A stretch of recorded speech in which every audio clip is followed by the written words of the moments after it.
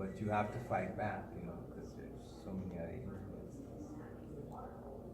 There's a lot of influences. And it's not that, I've been practicing yoga in this body since I started in 1969.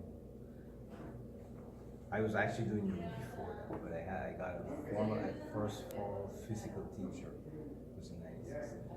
I was doing yoga around 1967. And it's been a struggle just to keep practicing. And up to now, it's a struggle. I was just in Ohio at a relative of mine. And I was there for like 2 months. And I noticed that over time being there, my practice began to decrease. The influence, you know, is very, very subtle, but it's like it puts a brake on your practice. So now I'm picking up again. And that's after practicing for, I figure from 1970 at least through to now, that's approximately 50-something years of practice. So, you guys, it's a struggle. You guys fight. I took my first yoga class about 1970, Right. but didn't stick with it all the way, you know. But yeah, it was like that whole Beatles and India kind of thing that was really popular, or getting popular. Yeah. I'd go for years and do anything. Come back. Come back to it. Okay, here's So. the teachers here. Let's kick it off. So there's your Gita over there, Okay.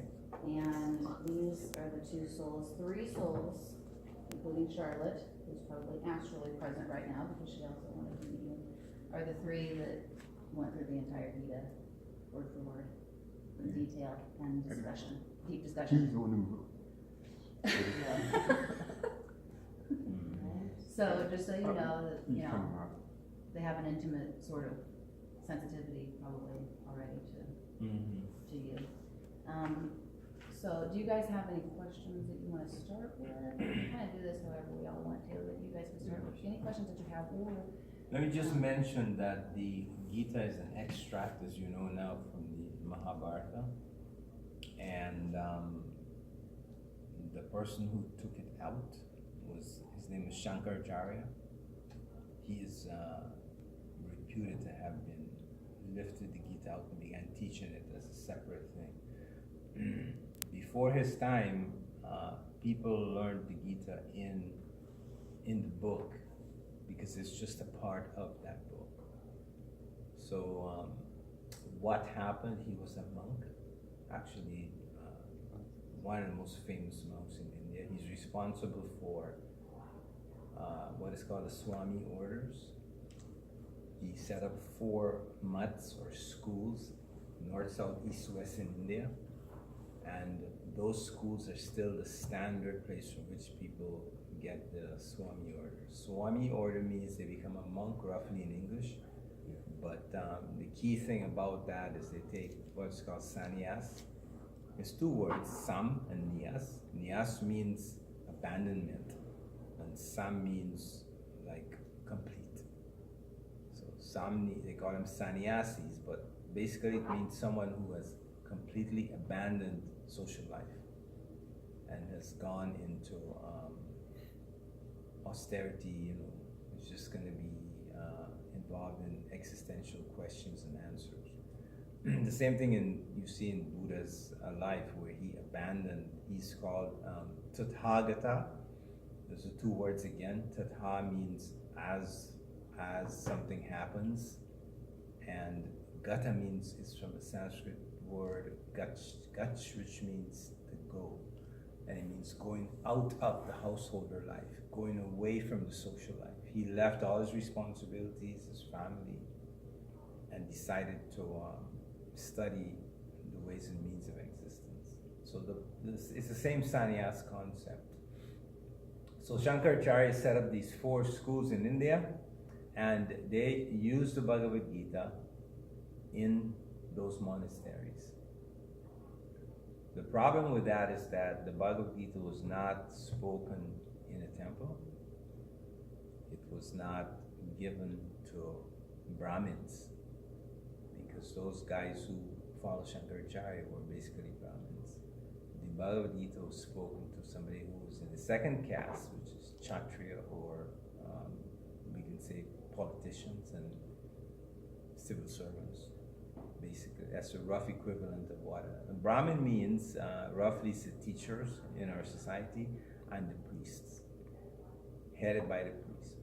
The second caste, the warrior caste, Kshatriya caste, are now policemen, military people, politicians, government people like that.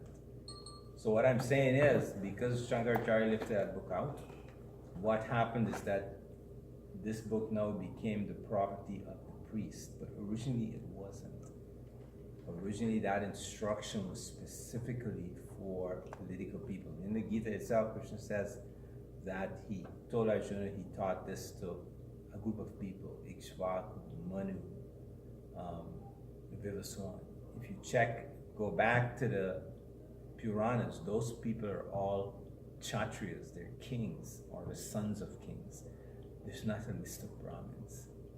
So the Gita itself was never delivered to a group of monks. But now in India, it's the property of the monks. It has become that. Okay. So there's a problem with that, because when you get a theoretical something, let's say we go and begin to read through the papers of Einstein. We are studying physics. That is the theoretical layout.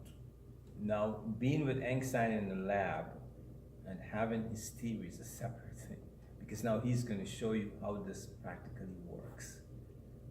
So when you go to the Mahabharata, you find the practical circumstances of the Bhagavad Gita. Even if we say, okay, this book is a myth.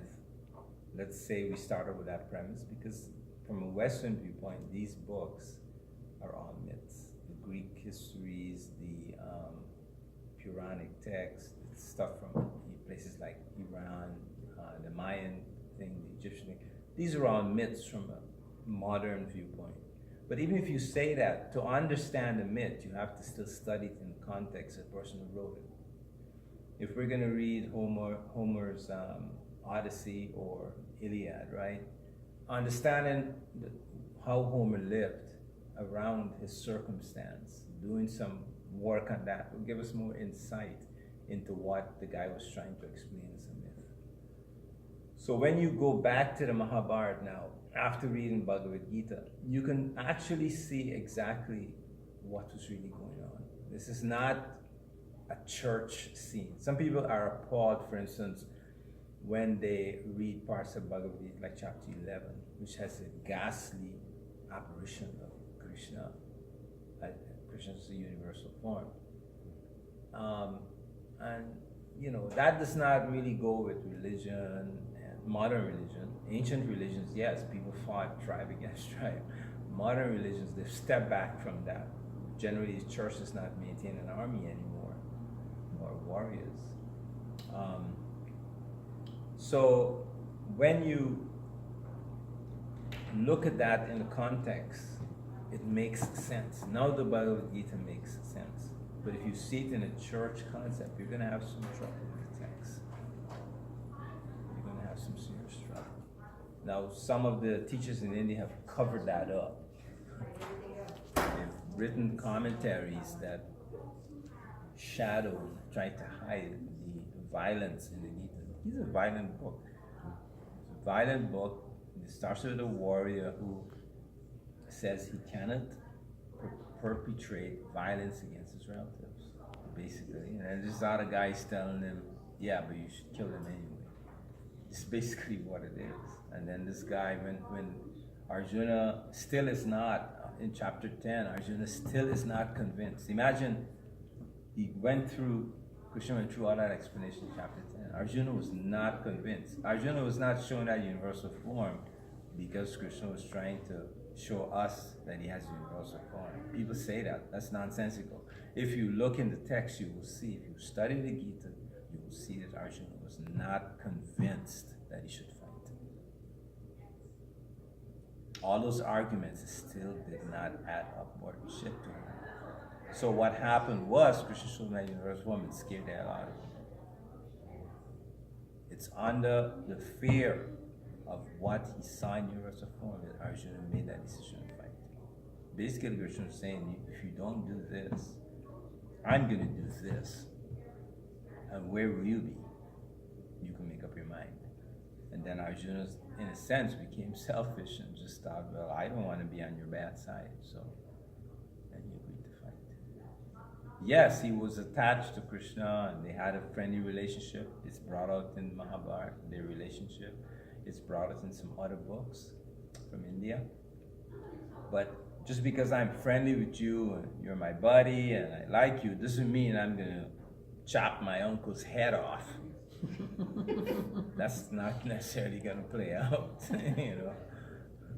So that's the condition of the Mahabharata, and that is why it's important to read the text. Now, the original English version that became popular, that was complete, is by a guy called Ganguly. He's long deceased. You can still get that book. Unfortunately, his English is very weak. He does not have did not have a wide grasp on English. So when you translate it from one language to the next, you have to know the language you can translate into. You have to be very fluent in it. Otherwise, you will be stumbling for words, especially if you have a cultural difference and you have concepts in one culture that are not present in the other. You're going to be in a serious problem. Ganguly did his best, but if you read like this and some other Mahabharata I already mentioned, you go back and read Ganguly, you can see the guy was really struggling with it, and that he did his best, but it's not the thing. So right now, the best Mahabharata is by Van Buiten. It's the University of Chicago put out some books. He passed on, and a guy named Fitzgerald completed it. I think it's like in about 6 volumes. The black ones. Yes, in black. You can get some of them used on Amazon very cheap. They're expensive. If you buy them new, they're expensive from University of Chicago. But you can get some of them used on Amazon really, really cheap. It's practically flawless. If somebody sat with the Sanskrit and sat with that, they'd be amazed how he was able to translate words that Indians, even today, say that, oh, there's no equivalent of that in English. The next book that is very good is one by John Smith. It's the whole Mahabharata, but it's more extensive than this. He gives you, and his English is up to par. So this is the best summary that I have seen over the years, and I've looked at a lot of books. There was a translation put out by Rajgopalacharya, more or less for children, and it does not have a lot of stuff. He leaves a lot of stuff out. One of the problems with the Indian translators is that they have to deal with cultural problems, which means that I'm going to teach something in a temple to children and women, but this is violence. So I have to kind of leave the violence out. So they extract things, the Indians, when they translate stuff. So we have to really rely on Germans, English people, Americans, Westerners to really help us with the translation. There was another guy, his name was Gonda, G-O-N-D-A, you can look it up online, and he did a lot of work to bring the Sanskrit, the German guy, to bring the Sanskrit to the Western world and break it up.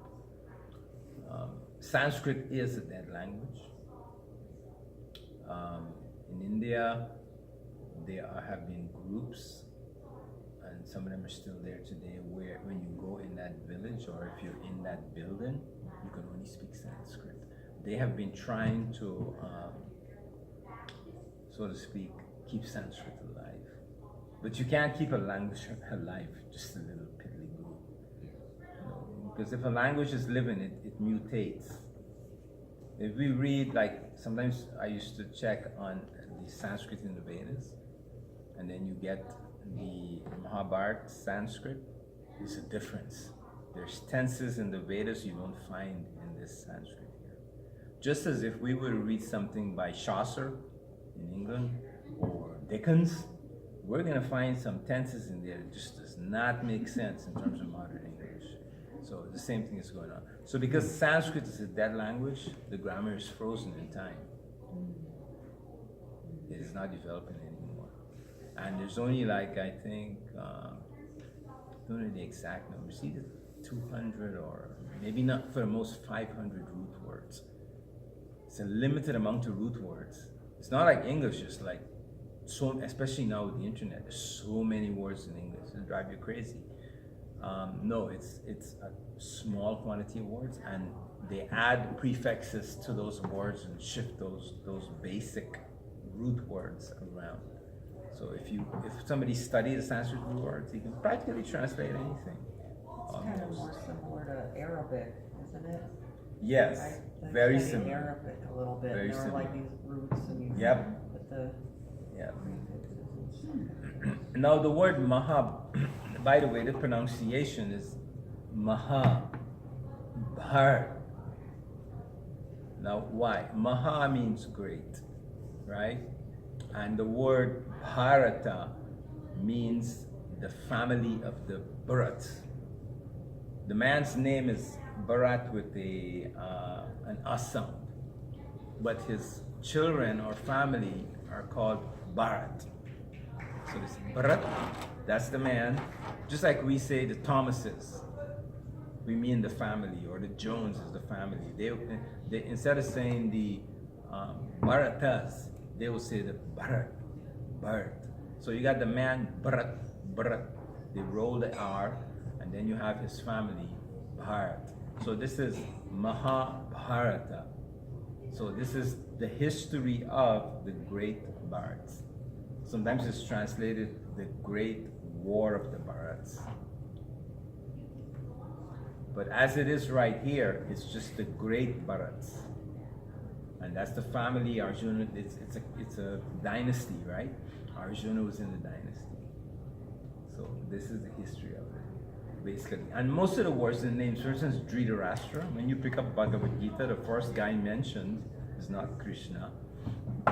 It's the crazy blind guy, the blind king, Dhritarashtra. And his name, Dhrita, means to hold, and Rashtra is kingdom or country. And it was the guy who held the kingdom. He was supposed to hold the kingdom for his brother Pandu, who was in the forest for some time. And instead of just holding it, he got attached to it. And so that war came about, because then he had to fight the sons of Pandu. Pandu died in the forest. So all of the words, if you know Sanskrit, it's easy to break the words up. We're not familiar with the language as Westerners, but I'm just saying, even though it seems like, these words are so hard, really, if you knew the language, really easy, just from somebody's name. Usually, like, for instance, Dhritarashtra, is the guy who holds the kingdom. It's very, very simple. A lot of the names are based, like Krishna means black. That's all it means. It means he was called Krishna because he had a blackish complexion. Arjuna is sometimes called Krishna because his hair is black. And Arjuna's wife, Draupadi, she is called Krishna. The word, instead of na at the end, it's na, meaning a female, but because her hair is black. So this is how names are given there. People make a big thing out of it, but it's not such a big thing. Krishna is sometimes called Vasudeva because his father was Vasudeva. Then he's called Vasudeva. It means the son of, or the family member of this guy whose name was Vasudeva. So that's the simple part. It's the big mystique that, Indians like to throw out. But each of these words, I can tell you, any name you find in here, you're going to find that if you broke it down, it tells you about the person. If you broke the Sanskrit down. So I just I'm more or less here to just encourage you guys to complete the study. of the text. Even Indian people don't know the Mahabharata. They only know whatever little they've seen on the television, in plays and films. And some of that is distorted from the original text. But Indians, as a class, are not interested in deep philosophy. Even though India has such a deep philosophy, most Indians are not interested in philosophy. They're not interested. The primary interest is finances. That's it. Very practical people. That's true. People in general. Yes, overall. So any questions that I can help you with? Was there anything perplexing that you had? The thing gets confusing to me is how Krishna has all these different names, like, and, you know, you explained the one, but Again, are there other names for There's him? a lot of other names, but And each of the names have to do with some activity Okay. that Krishna did. Okay. Like Krishna is called Damodar, and basically it means the guy who was tied up by his mother, I think. There's all of the names he has. Govinda means the guy who, there's two meanings of Govinda. One is, it comes from the word go, and then the word Indra. When you add go and Indra, the R is dropped, so it ends up with Govinda. And Indra means basically a king, regal king, and go is cow. So he tended cows. He's the king of the cows. You have Gopala. Pala means protector. The word go means cow. So there's all of these names like that have to do with things that he did. There's hardly any words where he's addressed by that word and it really means that he's God. And that goes Most of the things have to do with his activities. They call him Leela in Sanskrit. Roughly that word, sometimes people say it means a play, like Shakespeare play. But really, or they say it's a pastimes, but we don't use those antiquated words. It's more like the adventures of the guy, things that he did. And that goes for a lot of them, not just Krishna. Everybody else, Yeah. yes, it's multiple names, exactly. So when you read it, if you don't know that, sometimes you don't even know you're talking about, they're speaking about the same person, because they flip the names. That's big, and that's what confused me. Yeah. Yeah, that happens all the time. This is because according to the event, like for instance, when you read in the Bhagavad Gita, there's many places where there'll be something saying, instead of saying Arjuna, it'll say son of Pritha. That's his mom. And it's really an insult. Because if you're a Kshatriya, if you're a warrior, and some guy calls you your mother, it's like you're ready to fight. See what I mean? Because he's supposed to identify you with your dad, the masculine, the chauvinistic side. Yeah. It's very, very subtle. If you get into the details, you'll see how the women are controlling these men. So really, I'm serious. Where are you trying to Yeah, very capture some of the super powerful. power? You got a king. So any other questions? I don't want to be all teary. I have some that they're a little off the subject of the Mahabharata. If I can ask those maybe Sure. after class. Mm-hmm. Yeah. After Or class. you can ask maybe. them now. Ask them now. I want to hear. I was, I have a strong interest in Shiva. In what? Shiva. Okay. With his ganja stuff? No, I'm just kidding. Shut up. I'm looking for more information and real information. On Shiva? Okay, so the primary source of information in India on Shiva is the Shiva Purana. That's it. There's other books, and there's what is called tantras, small books, but those are from particular sects, small sects of books. There's also, you have to make up your mind whether you're interested in Shiva, who is a god, a deity, or whether you're interested in Shiva as an energy. Some parts of India, for instance, there's what's called Kashmir Shivism or Shaivism. They present just Shiva as it's not really a person per se, it's just an energy level, it's a plane of consciousness. So if you're talking about the person Shiva, the main information on that is the Shiva Puran. And there's reasonably decent translations now that are there. Shiva will also be discussed, for instance, in a little bit in here, not a lot.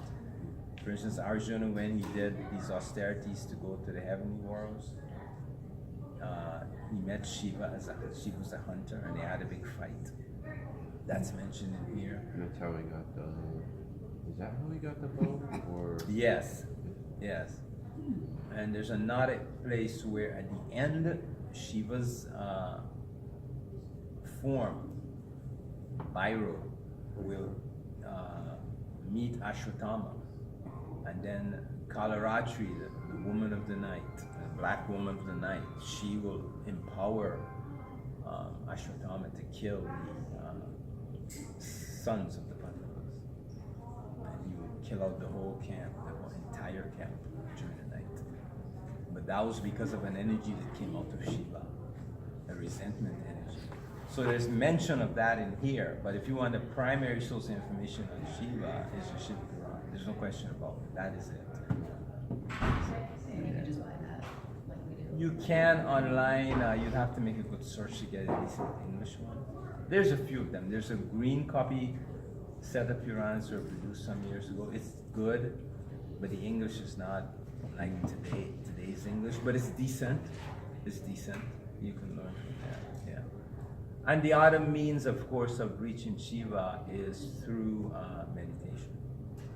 And through buying a poster or sculpture form, yes. meditate, and you can be inspired like that. Yeah, and that goes for any of the deities from the Vedic layout of deities. Yeah, but he's also mentioned in the Bhagavad Purana. It's called the Srimad Bhagavatam. He's mentioned in there. Yes, I started reading. That is about Krishna, though, Yeah. really. And he's mentioned definitely in the Devi Puran. The Devi Puran is the one about Mother Durga, his wife. She's the only woman who has a full Purana like that. Of all the deities. You got Saraswati, you got Lakshmi, and Durga. Those are the primal deities. But these other ones just have little dinky books. Nothing. But Devi has a huge book. A huge Purana. It's That giant orange book. Gen- Yeah, you've probably seen it. Generally, they say there are 18 Puranas, but the thing is, there's really 19 Puranas. And what happens is, those people who believe God is a man, they follow 18 Puranas, wherein there's one called the Bhagavata Purana, which discusses Krishna. Those who feel God is a woman, they follow 17 Puranas from here, and they substitute the Devi Purana. So they don't read about Krishna, they read about Devi. So either way you look at it, there's 18 Puranas. Okay. What made disturb you is But that you have to read it. Each Purana You is have to supreme. read it yourself and make up your mind as to what you think. Yeah. Now Devi is mentioned in all of these books. If you read Shiv Purana, Devi will be mentioned. The problem with the Puranas, and something the Indians hide, is that if I'm reading the Vayu Purana, Vayu is the god. If I'm reading the Shiva Purana, Shiva is proven to be the god. If I'm reading the Bhagavad Purana, Vishnu and the Vishnu people are. So it gets confusion. People say, well, there's many gods, you know. So you have to just read and then see where your sentiments go, and then stick with that. That's Otherwise, basically what it is. with a real guy, please stand up. That's not the question. Because even the real God stand up, it isn't going to make a bit of difference if you have to live in the world of this other person. You know, just because Donald Trump is president of the United States doesn't mean that if you get a ticket tomorrow, you're going to be standing in front of him. You have to deal with the local guy. So in that sense, if you ask by putting all these piranhas, it's very practical. In that you have to deal with your authority. And you're attracted to, let's say, like you say, you have this interest in Shiva. Okay? So to find out if that's for real, read the Shiva Purana. You might read the Shiva Purana and decide, no, I'm not interested. Well, I got a book because I didn't know what to do, and I tried to do a little research, and it has parts of the Shiva Purana in it. Yeah, but you can get the whole thing. You should be able to find it reasonably online. Yeah, if I find anything, I'll give her instead of send you a link. Yeah. All I'm saying is, embrace yourself. That's what I'm telling you. I'm serious when you read that too. So the Indians, they kind of like, I was reading it's like their village or their family where they were born, like who they believe in Yes. or whatever. You're born in a particular family or caste. Right. The important thing in India is caste. They hide it, but it's very important. To them, it's important. According to that is the deity you take. Now, when we say Hindus, Orthodox Hindus, you go to India, you walk into a regular Hindu temple, all of the deities are worshipped there. They don't discriminate. Here's what happens. When it's the day for Krishna's celebration, let's say Krishna's the day that he was born, his birthday, and they don't work by we say, okay, my birthday is on June 90th or whatever. Every time it comes around, I take it. They don't work like that. They work with the moon cycle, like the Jewish people, you know. So Krishna's birthday will be calculated on the 8th day of the dark moon, of a particular moon cycle, okay? So what happens on that day, everybody comes to the temple that night and brings in flowers that the book says Krishna's like, prasad, food that the woman cooks at home that Krishna likes, and they do everything. A week after that, okay, now it's Shivaratri, the night of Shiva. Everybody comes in, flowers that Shiva likes. They're gonna do a puja and just say Shiva's name. They're gonna ask Shiva for blessings. So this is how the Hindu temples work in general. That's Orthodox Hinduism. Besides that, you have particular sects, and each of these sects are usually fanatical. They will say, if you go to a Shiva sect, their idea is that Shiva is God, not Krishna. They might worship Krishna, they might not, but regardless, Shiva will be primal in the temple. If you go to those who worship Krishna, it will be Krishna's primal. They accept the others but as side features. So this is how it goes. People who worship Devi, the woman, they're fanatical. You know, God is a woman, and that's it. And they will worship her like that. So that's how it goes. India is very diverse in religion and tolerant. They do have big arguments and fights between the sects, but overall they're pretty tolerant. Those groups that are like, say, Krishna group or Shiva group or Durga group, those specific groups, most of them have enemies. Like the Shiva group, I see the Krishna group as enemies, and the Shiva group as enemies. But overall in India, when you walk into a small Hindu temple, wherever Indians are, they will have all the deities around. All the deities. I used to go to Hindu temple in Gyan all the time, and this week is going to be Shivaratri, next week is going to be Ram Navami, next week is going to be Ganesh Chaturthi, next week is going to be Shiva Janmashtami, next week is going to be, oh man, you know, and they'll chant in prayers just for those deities on that night. Yeah. And they're acting like there's nobody else but that deity on that. It's amazing how they do it. They just switch from one deity to the next. And this week I'm saying Krishna is the supreme God. Next week Shiva is the supreme God. And they just do that without thinking about it. And Western people can't do that because, you like to just stick with one. Yeah, but this idea of all-pervading energy, impersonal, okay? The Hindu, the reason they can do it because they think ultimately it all comes from that one source anyway. So therefore, what's the problem on that level of different? Only the big people think like that. The average Hindus does not think like that. They don't. You're talking about the people that fight. The leaders think like that. The ordinary Hindu, Don't you? I'm flying to the United States from, let's say, Guyana or India. Okay? I'm leaving next week. This week I'm in the temple. I'm up near the altar with the priest. He's chanting mantras, worship Hanuman. Because the idea is that Hanuman flies across the ocean. I want to make sure I get across this ocean without the plane crashing. So I'm going to worship Hanuman. That's what the average Hindu does. I want money for my wife. I'm worshiping Lakshmi.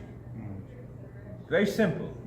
That's what they do. They're not concerned with Gita. The idea that the average Hindu is into philosophy is total nonsense. It does not happen. They're not concerned. Their worship. They don't want to hear anything about philosophy. They're very practical, dollars and cents. It's very similar to Christianity. What did Christ do? Multiply fish, bread, wine, water. Our needs as physical beings is what they pursue. But there's a group of people who are philosophers. They're the ones who are doing the arguments. The average Hindu is not concerned with that. They're not concerned with that at all. All those people, the monks, the swamis, they are a minority in the Indian populace. Just turn on your TV to one of the Indian channels and you will see what I mean. Most people in India, they go to the temple, they just want to worship the god, to get a little more money, to get health, maybe pray for grandfather who died last week that he gone to heaven. Some heaven maybe, the heaven of Shiva, the heaven of Krishna, according to the sect the family was born into. But they're not, I've lived with Indians, they're not interested. One of the most disappointing things is that Indians have no interest in Hindu philosophy, none. You have to tie them down. Will wait until their health goes to crap, and then they want to know from him, well, what asana, what kriya can I do to reverse my health problem, or what mantra can I chant? They're not interested. See, this type you can go to, but he's the kind you don't go to those kind of questions. See, about. But they do. Yeah, but see, he's a very philosopher type. You go to him and he'll answer all your questions, the real questions. But the mundane stuff, he can answer it too, but he won't get into it. He said, well, go to them over there. Oh, no, I'm not there for that. He's here for what he's here for right now. He's trying to explain things to you. The average Hindu is not actually even Hindu, actually, not really. By the old school. Lived at the ISKCON Society for Krishna Consciousness. Yeah, I was a Hare Krishna for a while. That was where we, a long time ago, 40 years That's where I met West Virginia. Michael. He was like a godsend to me and for the whole place, but of course they didn't appreciate it because they were doing that mundane materialism, they was into trying to, but I wasn't. I was there for trying to escape reality in the higher sense. So he came there, not necessarily for me, but he came there for certain reasons. Then same time let me talk to this guy, So I will admit, he commanded their respect. Oh yeah. But he didn't join in any of their games though. Political stuff? No. But they all respected him. They were scared to death of him. Their leaders, because he was so full of integrity. I grew up in British Guyana, which is on the north coast of South America. It's the country that's east of Venezuela.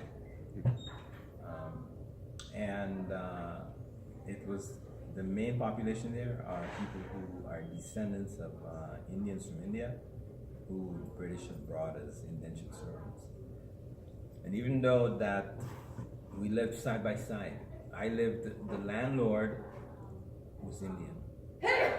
The three other people in the yard, we call it a yard, a long path, and then houses. We were at the last house, they were Indian.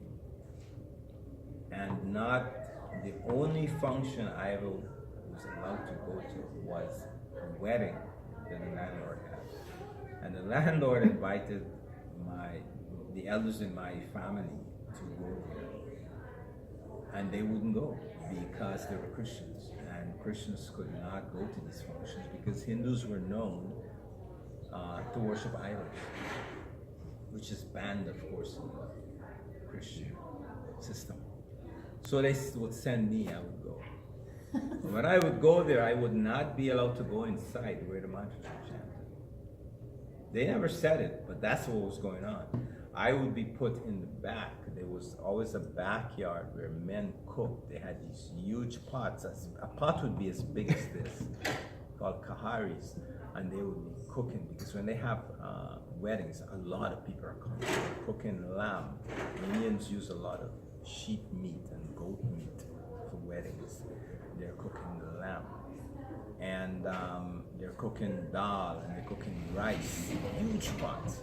I would be back there with the guy, and I liked it because the guy would always keep feeding me. Huge fat guy, keep feeding me, but I had no exposure to it. We would see pictures of Krishna, Shiva, Ganesh, Durga, Lakshmi, like that. Primarily those deities, and Saraswati in the market. This is a bizarre type of market where there's little stalls, something like a flea market, but permanent thing. And the Indians would have shops there with the pictures of the deities. That was it. You never saw anything of what the English did. Yeah, because they were at that time observing their caste, and if you were a low caste Indian, you could not sit up near where the priest was. Certain mantras, you couldn't hear it. They wouldn't let you hear it. And that comes, you might see that in here, where they're very prejudiced towards the lower caste. If you know what to look for when you read through the Mahabharata, you can see that, Sanskrit language was something that everybody didn't do. You had to be in a certain family to know it. It's not like where everybody talks a language. No, Sanskrit was a language. In other words, it was like if the U.S. government has a formula for making a newer nuclear bomb, they're not going to just publish that online. So Sanskrit was a dangerous language at the time, because when somebody would say a sound, it could kill you by pronouncing a sound. So it was a weapon, so like that, you wouldn't want to give it to anybody. You give me that, then I kill you with it. And there's stories like that where a guru would give a disciple something, the disciple turn on a guy and kill him with a mantra that the guru gave them. It's interesting, the culture, what was going on at the time, and the application to Bhagavad Gita is the main thing when you read this book, and also understanding reincarnation, that what we are doing now is not causing what is happening to us now. Opportunities open to me, not because of what I do now. Generally, I think, I got a job as a doctor because I went to school and I got a degree in medicine. No, there's no way that can get you that job. You are getting that job because of your past life. And it's hard to understand. For instance, we have a president now. People wonder how the guy is in there and why is he staying there. Because during the time he was running for office, so many things came out that were negative that years ago, nobody could be president under that circumstance. And he's a president there because of things he did in his past lives, not because of what he's doing now. So this book shows clearly, in many cases, it shows you, if you ask to explain, well, this guy's doing this, but then he'll say, well, in the past life he had done this. So we have a habit of rationalizing everything in terms of this life only. It's a serious mistake. It really limits you when you think like that. You are limited to be hell. And you also are shutting down any mystic ability that you have, any higher intuition. You are killing it yourself by doing that. You're snuffing out your little insight. So Mahabharata can open up our minds to that type of concept, so we begin to understand that there's a feedback from the past lives into this one. We get an opportunities now because of past life. Just to get the body. You can't get it based on the present. You get the body based on your past. Just to get the body in a particular family, in a particular country, at this time and place. Why did you get a body, let's say, in the Sudan, where people are starving right now? You grew up as a kid like that. Why did you get that body? Why did you get this body? Because your past. It's not because of what you did right now. So this book helps with that. You look for the insight into it. Any other questions? Do you guys have any questions about the yoga, the Kundalini process, the locks, subtle body, you know? Yeah, how does that connect with all this?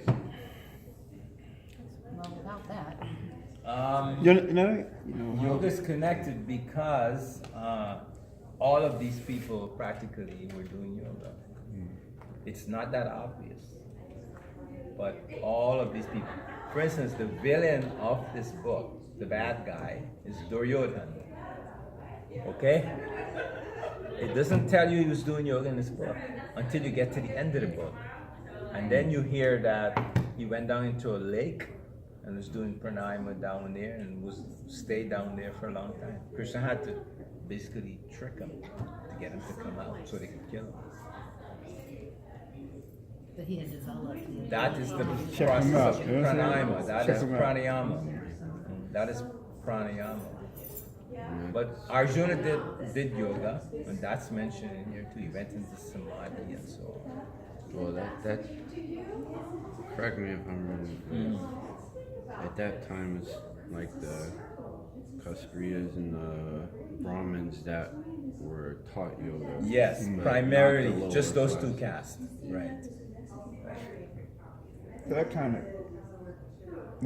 it dampens stuff, doesn't it? It's the Brahmins who. If they only taught to the higher caste, now how is it for all living beings or whatever? Yoga is primarily the property of the Brahmins. Primarily the property of the Brahmins. But it became necessary to teach the warrior caste, because the warrior caste were Brahmins who, at first, were Brahmins who found the necessity to, so to speak, structure civilization. In the time of the Upanishads, they structured the tribes and so on that existed at that time. And so they taught the warrior caste, and it became an independent teaching. The Bhagavad Gita is actually the teaching to the warrior caste. It is not the teaching to the Brahmin caste. The Indians try to say that, but it isn't. Karma Yoga is strictly taught to the warrior caste. They're the ones that are engaged in Yeah. cultural activities. Yeah. So it wouldn't- When you read the Uddhava Gita, you will see that Krishna explained in detail Jnana Yoga. That is what was originally taught to the Brahmins. In this book, he does not. He says he taught 3 yogas, which are 2 yogas, pardon me, which are Karma Yoga and Jnana Yoga. And Krishna sorts the 2. But in Uddhava, he adds Bhakti Yoga in Uddhava Gita. You look in the Sanskrit, you will see it says that clearly. 2 here and then 3 there. So he also explains what yoga is in chapter 6. And Krishna also explains that he did universal form he was able to show Arjuna that through yoga. The word is there in the Sanskrit. Nobody can twist that word around. It's there in the Sanskrit. It's also present in the Gita again, the second time. So yoga was practiced. Basically, what happened was these rishis, and they weren't monks like the sannyasis swamis we have today. Originally, most of the leading yogis was householders. So when a person is a householder accomplished yogi, it's called a rishi. when he is a single accomplished yogi, then he's called sannyasi or brahmachari. But originally, they're all rishis. Vyas, the guy who wrote these books, his whole name is Krishna Dvaipayana Vyas, householder. In fact, he had a lot of affairs with women. Dhritarashtra is his son. Vidura is his son, from a biological viewpoint. Vidura is his son. Pandu is his son. And there's a lot of stories like that. So originally they were rishis. His Vyasa's authorities, like Vyasa's father is Parashar Muni. He was a guy that had affairs with women too. And it goes back to people like Vashisht Muni. He is also one in the lineage of family. They're all householders. So originally there was a group of guys like that. So as they decided more or less that they had to train some of the Brahmin-born children to be warriors. They found it necessary to protect themselves. There's a story about the one called Manu. It's mentioned in Bhagavad Gita. There's more than one Manu. But that one is mentioned in Bhagavad Gita where his son had killed some cave people who were cannibals. Manu was doing these yoga austerities and his body was in trance. And they thought, what the hell, we can eat that. And they were going to kill him, and his son killed him. So what I'm saying is, eventually, to protect society against wild tribes and wild animals, they had to have weapons. They had to do that stuff. It was necessary. It's not that, the earth was at a point where it wasn't wild animals, and this is all nonsense.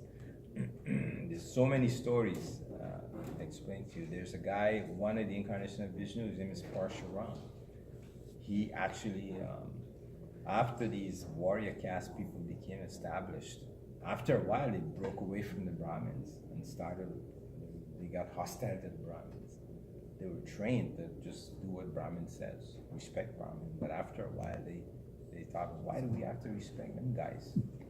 You don't have a job, you doesn't do shit, So they started attacking the Brahmins, and Parshuram, who was a Brahmin, he made this chopper, like a battle axe, and destroyed him. It says 21 generations that he destroyed. So the Kshatriyas, this warrior caste was they were taught in the beginning the yoga when they were very young. As boys, they taught the yoga, they taught to meditate, and they taught about the religious and spiritual things. And then when they came of age, they went back home and they took up positions as princess and so on. That's how it happened at that time. So that's how it happened. Since the Hare Krishna was into the so-called monk stuff, celibates, when he came through, he just shattered the whole falsity of that thing. Because he was like the most evolved, and yet he was a householder. You understand? Yeah. Now I lived with him for some years. It's like living with Vyasadeva or something. It was scary, man. Tightly, the atmosphere was just control, With his family. Yes, everything was so. And he was doing his yoga every morning. He'd get up, and then the wife. He dealt with the deities, the wife, children. This is before he went to work. All this before 7:30 or something. Did all this, right? I have a question. Possibly. Mm-hmm. So in terms of like the history of our books, our yoga books, I mean, like you go back into ancient India, it's the Vedas first, and then like we have the Mahabharata, and then the Gita is taken out of it, and then eventually Patanjali arrives on the scene. So I wish you could talk about Patanjali a little bit, how it relates to this, and how we tie in the 8 stages, which seem so imperative to what they were doing. It seems like they would have had those 8 stages clarified in detail that they would be practicing them, but I don't know if those age stages existed at this time, or if it was potentially that. Okay, so the Vedas is said to be the oldest writings on the earth. That's a claim that the Indians make. It's contested. Okay? The age of the Vedas, however, is infallibly checked by the Sanskrit itself. If I were to show you a book written by Charles Dickens, and I were to show you a book written by a recent author, you could tell the difference. This guy is definitely from way back when.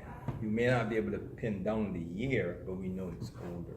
So we know for sure the Vedas is older because of the Sanskrit in it. The tense is used in the Sanskrit. The way the Sanskrit is laid out, it's not like in the Puranas of Vyas.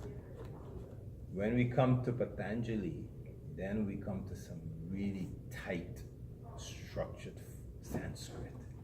We know that his is recent because of that, the evolution of the language. So we don't need any myths and nonsense. You can tell in an unbiased way just from the way the Sanskrit is laid out. It's not the same Sanskrit when you look at it. The tenses are different. To read the Vedas, you have to know, in English you used to have things like past, future perfect, as far as a verb, the conjugation of verbs. You don't hear about that anymore. Nobody knows about that. Well, similarly, in those languages, they had these previous tenses. So Patanjali's Sanskrit is very modern. So we know for sure it's modern and it's really cleaned up. Just like in English, instead of saying Do you folks like some cookies? Oh, thank you. You're welcome. I'm sorry. It's okay. Thanks yeah, so much. in English, instead of saying Oh, thanks. Jack has been to the mall, you'll just say Jack went to the mall, something like that. You see the difference? It's the same action, but I'm thinking now has been. What the hell is that? We don't even think like that anymore. Has been is like your mind has to do this time warp shit for you to even understand it. We do it automatically, but if you stop and try to go through what the mind goes through, the difference between has been and was, you're talking about, going through a maze in the comparison. So just like that, we know for sure that Patanjali is recent. Now, as far as him codifying yoga into 8 parts,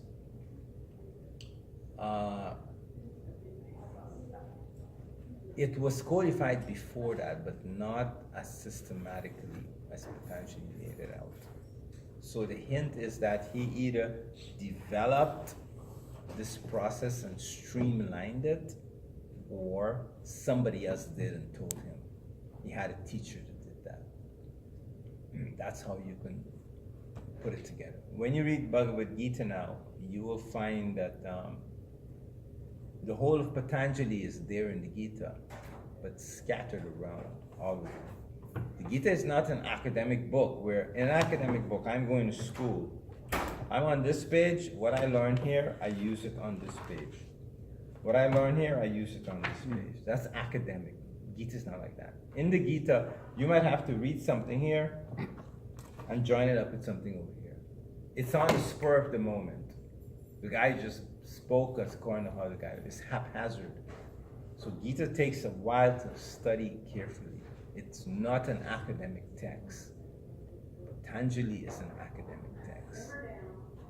So that's the way. The other thing is too, there was an important person by the name of Gorakshnath, and he has books in Sanskrit. He has about 3 or 4 books. But he laid down only 6 processes of yoga. And he dropped the first 2 of Patanjali. The first 2 of Patanjali is the Yam and Niyam, which have to do with behaviors, prohibited behaviors and recommended behaviors. Gorakshnath did not deal with that. He just gave the other 6, the actual yoga. So, Did he figure that was already being done, or? no, it's just he had a sect they call not yogis, and everybody is very advanced and strict, and they break away from society. They don't live in society. Patanjali is for people who are living in society. You got to follow certain rules and regs.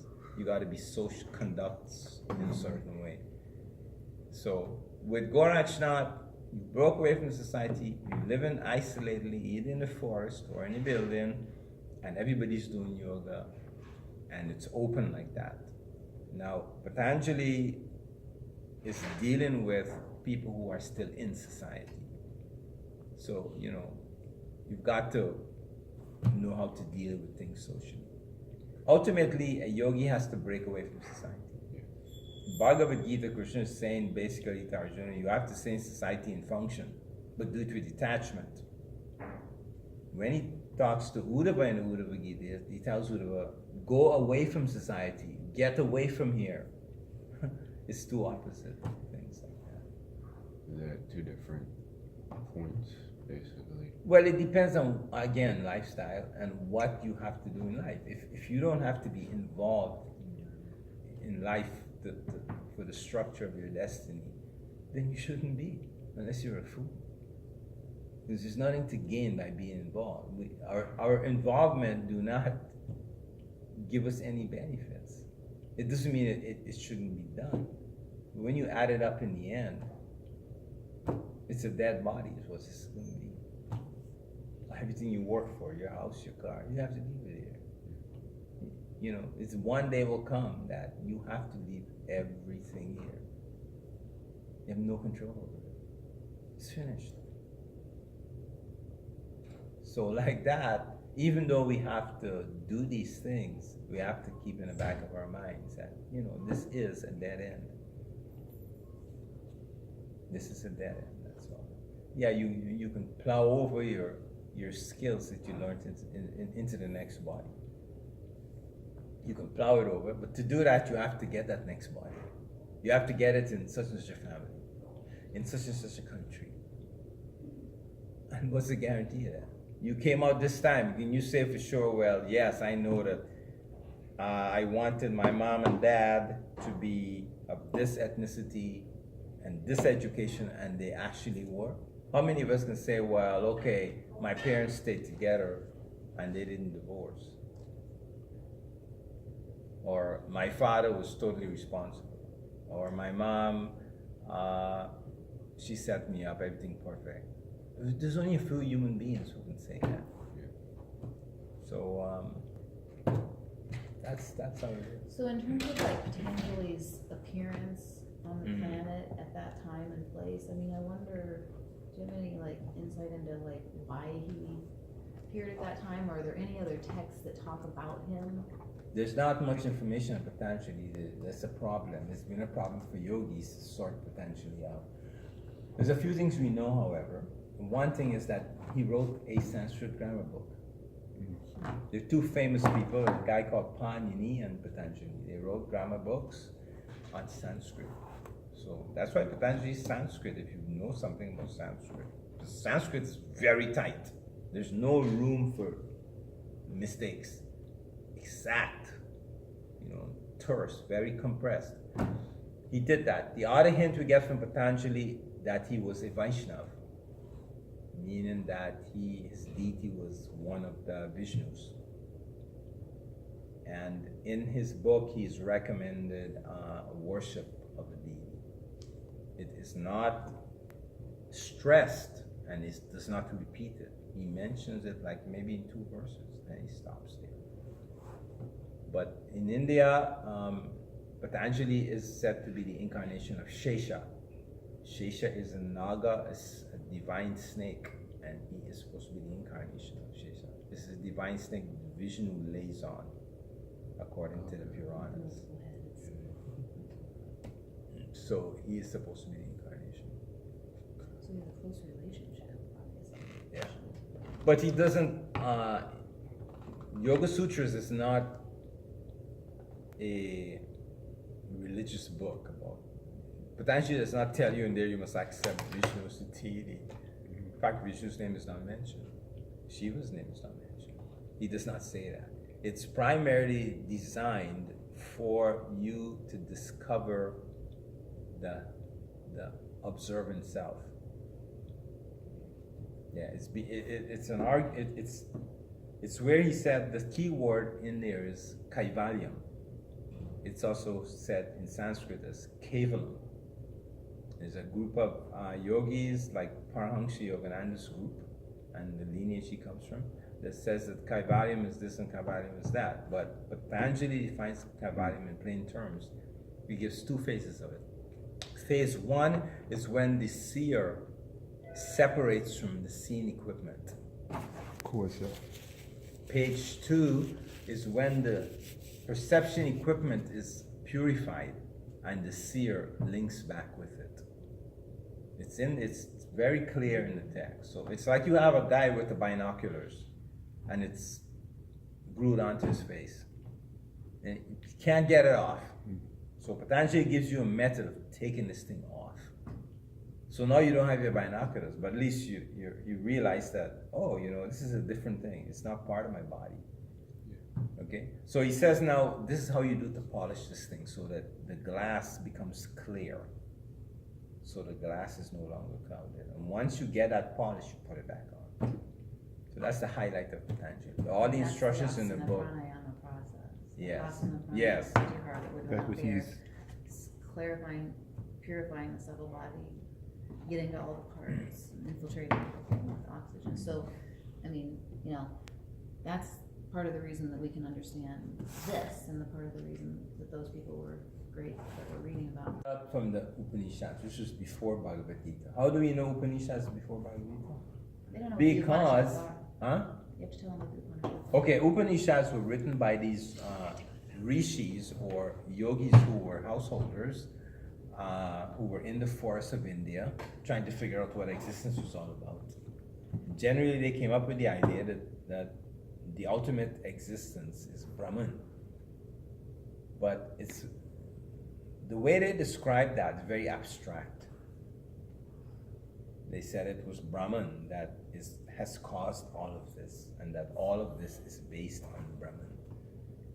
Basically, bring that over to English, it means there's some spiritual underbelly to this existence.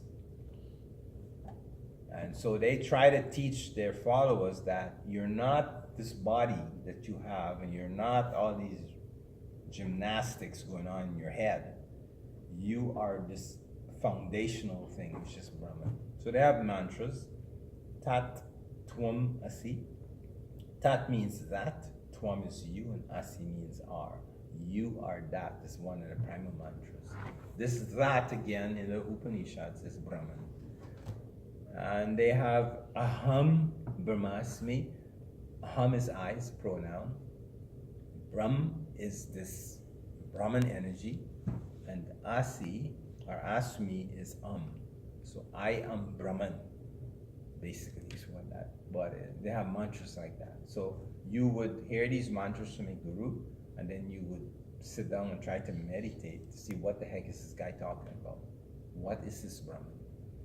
So when you go through the Upanishads, it's kind of enigmatic. It's hard to fathom it because it's just abstractions.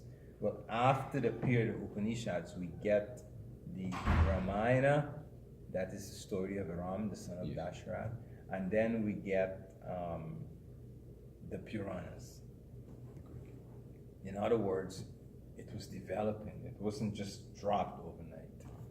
And the Vedas have parts of it that are very embarrassing to Indians. You hear a lot of Indian guys, Swami come here, oh yes, the Vedas, the Vedas, the Vedas, and he will never quote one verse of the Vedas.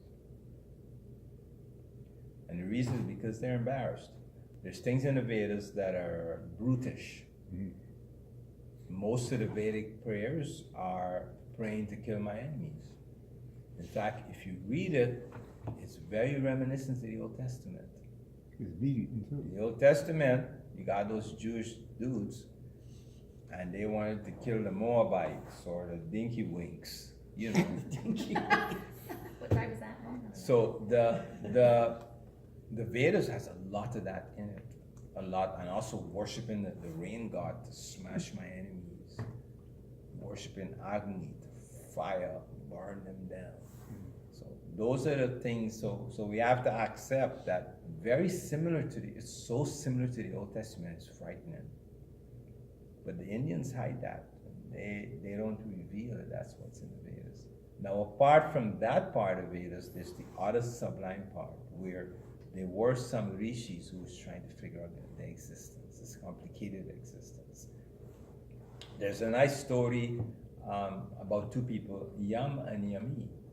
They're brothers and sisters. But this Yam now, he later on became known as the god of death. But he was the first of those rishi guys to astral project, consciously astral project.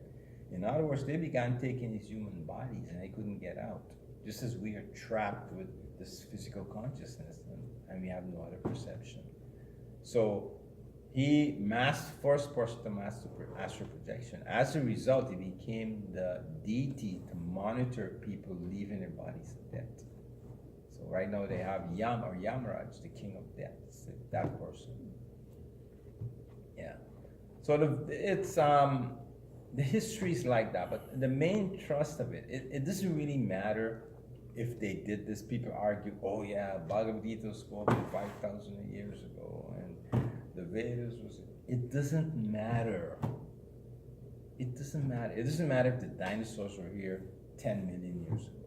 What is important is for us to understand that they were here, and they were here before us. That's all that's important. How long it took nature to move from dinosaur body to human body is not that big of a damn deal. It isn't. The fact is that it happened, that progression through a number of years, and now we're at this point. So similarly in these books, you want to cut out the information out of these things so you can use now. Just as science, they go back and they read stuff from some guy in Europe who was fiddling around with acid or with real acid like sulfuric acid and some other chemical, and he came up with this. And they just cull out that information, they moved ahead. And we have to do the same thing too. And we can get information too from Western sources. People like Sigmund Freud, Carl Jung. These people helped us big time. I was reading just a couple of months ago a book on psychology by a guy called Leary, who wrote a book called The Curse of the Self. Timothy Leary? No, not Timothy Leary. This is another Leary guy. I forget his first name. He wrote a book called The Curse of the Self, which is really nice. And I was surprised at the amount of things that they have figured out and defined in psychology now. It's amazing how much things they have tapped into that are just hinted at in Vedic books. Because they've studied the behavior of the human being and they've come up with terms. You can translate anything from whether it's from Sanskrit, Pali Canon books, it can be translated because these guys have figured this shit out. I was surprised how well defined. So we got to keep moving ahead and just take the benefit of it, take the benefit. See what you can get out of it. Now, one other thing too, you might be interested in seeing if you did past lives. And sometimes when you read these books, parts of it, you can really understand that those things happen because you might have lived many lives in that type of a culture. So that is helpful, when you read like that. It gives you sort of a flashback of what you were doing, maybe what you achieved, and then you can figure out, well, why am I at this point now? Why am I here at this point? So keep up going. The yoga is necessary. The support, you can get support for continuing the yoga from this because this is the foundation on which the yoga developed. So when you read it, you get the support. In modern world, people are not so much interested in psychology that much. If taking psychology, people take psychology courses, but so they can get a job when they get out of school. It's not because they're really wanting to look into themselves. They want to get a job so that when you beat your wife or when your wife cries and you get sent in for counseling and therapy, they can make $100 an hour telling you that you're so-and-so. That's what they're doing. That's not what we're not interested in that. Yeah, if we can learn something from Western psychology, why we not learn from it. And why should we think only the Indians can do this? That's stupid. Why are we thinking that? Look right now, so many Japanese cars are on the road. South Korean cars. And Americans who voted for Trump, they're buying South Korean cars. Why are you buying that? You're supposed to buy in local, you know? Yeah. So I apologize. Oh, go ahead. All right, so, we'll wait till he comes back, but I thought, and we can, dismiss soon, but possibly just a brief, explanation on the importance of the Kundalini rising. okay. Okay, and wait till he gets back, because he's right. I mean, there's like a lot of Muslims in India now, Mhm. correct? And Hinduism, they don't like convert people and as the younger people come up, you know, I Will they think not they're. take it so seriously? Hinduism is No. not going to die because of the diaspora or spread of the Hindus abroad. Mhm. There are temples in this country, like for instance Chicago, right? With Oh, yeah. huge I'm temples. from Chicago. Okay. I've seen that. Okay. Mhm. And different sects are doing it, not just one sect. Different sects, the Brahmin lineages or families are coming out of India and moving to other countries and considering those countries their country. So that will preserve Hinduism. Now, as far as the influence of Islam, I don't see that the Islamic people will succeed in what they're doing, in what they want to do for war conquest. The reason why the majority religion right now in the world is Islam. You know, if you count by numbers, it's most, but that's only because those people remained isolated. That isolation is going to get destroyed by the internet. Unfortunately for them, the internet has arrived, and that's going to destroy the isolation. The other problem they're facing is that each of these religious systems has got some supernatural support. And it so happens that in the era we live in, the supernatural, the major political influence will come from Christian nations. That's what's running right now. So they're not gonna, because of that, they're not gonna take over things. But their main enemy right now is not America, it's not bombs, it's not Christianity, it's the internet. And I don't see that, I mean, it's also an enemy of everybody else in a sense. It's controlling all of us. You know? Try to get on a flight without a credit card. Oh, no. See if you can do it. I could barely rent a car with him. Oh, yeah. It's getting to where if you can't, in about 10 years, if you don't know how to use a computer or you're not on the computer, you might have a hard time traveling around. You need your email. Right. Yeah. Where are they gonna send your ticket to? So I wouldn't worry about Islam taking over or anything. Yeah. I wouldn't worry about it. Because that isolation to tell your family to do whatever you want to do, that's finished. Plus, with the gay expansion, the gays want to checkmate the Islam also. It's not because of the gay expansion and their power, that will push Islam also. It's like it's homophobic, actually, collectively. The gays didn't have to tolerate such a thing existing too much longer, and gradually they will kill it. They were successful kill it, because leave of tribal life.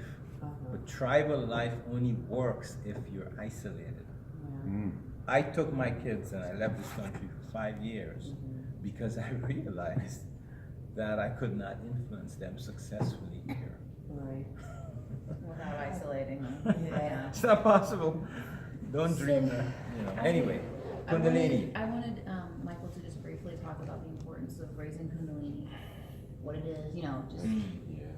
So raising Kundalini you can wait for Kundalini to advance, but this will take millions of lives.